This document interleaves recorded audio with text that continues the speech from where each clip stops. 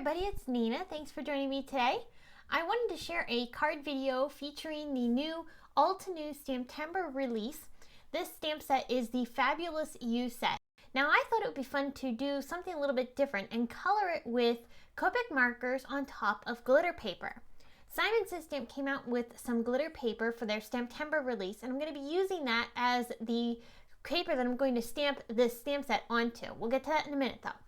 First, let's look at the stamp set. This has so many beautiful sentiments in it and these beautiful floral images that you can color in using those solid images as well. I'm not going to use the solid images today, just the outline. Now this is the glitter paper. This is the white glitter paper, and I've die cut it using a memory box wrapped stitch die. This is the largest from that die set. I'm mounting the outline floral image into my MISTI stamping tool, and I'm going to stamp it down onto the glitter paper using some SLATE ink from Simon Says Stamp. As I'm stamping this down onto my paper, I'm going to actually stamp this twice. So I've mounted this into my MISTI at the 6-inch line. That's just using that as a guide to know where I need to line this up every time I go to stamp this. Now I'm holding it down with the magnet as I'm going to go ahead and stamp it again a second time. But when I go to rotate the paper, having the stamp at the 6-inch line is going to allow me to stamp this in the exact same position on the opposite corner of the cardstock. So you can see I'm going to rotate it here, and I'll be able to line it up on the 6-inch line and have it stamp in the exact same place on the opposite side. The MISTI stamping tool is a great tool for being able to go ahead and re-stamp something over and over. So I'm going to stamp this twice again so that way I have a darker impression of that slate gray ink. So here's a look at the outlines on our cardstock, and this is how the coloring looks on top of that glitter paper. You can see it creates this very velvety finish. So I'm going to show you how I did this. I took some alcohol markers. These are Altenew artist markers.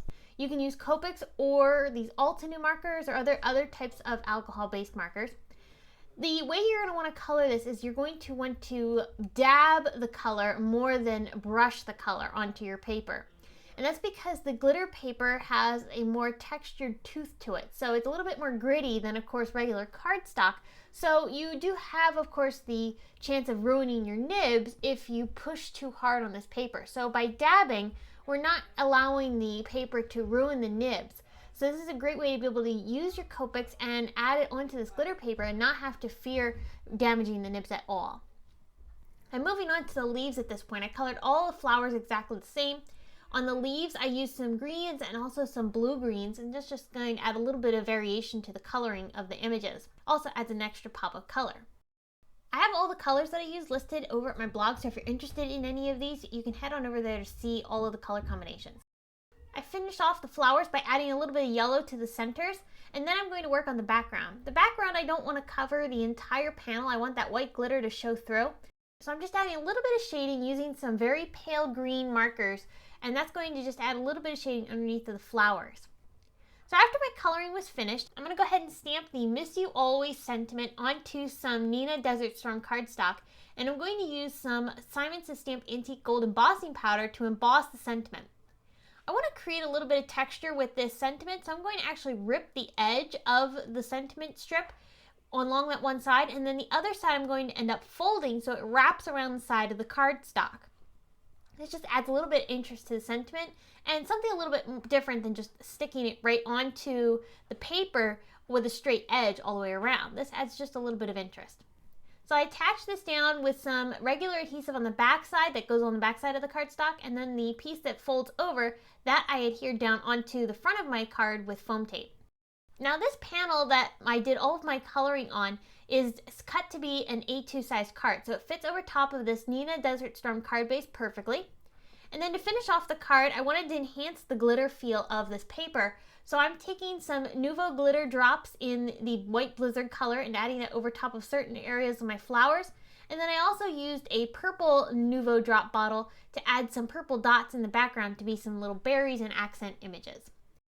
I love how the coloring on top of the glitter turned out. It adds such a beautiful velvety finish to your images, and it's a really neat way to be able to make a stamp set look completely different.